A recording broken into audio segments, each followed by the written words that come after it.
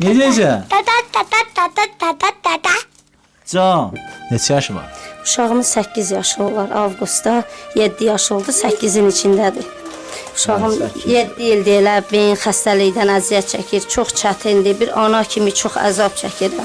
Allah'a xatir bizə dəstək olsunlar. Mənim balamın müalicəsi üçün 15.000 manat pul istəyirlər. Kök höceyrə dəyməlidir. 3 dənə, biri 5.000 manat götürür.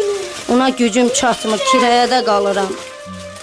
Bugün hazırda kirayəmin vaxtıdır. Kiraya pulu verə bilməmişəm. Əziz olsa, kimlər dəstək olmaq istəsə əlaqə saxlasın. Sənin adın nədir? Tunar. Neçə yaşı var? 8-9'un içinde. Oy oğlum, maşallah. Hə Can? Papa papa. Baba? Papa. Ya Allah. Lili lili lili lili. Hə Lili, nədir? Sevinirsən?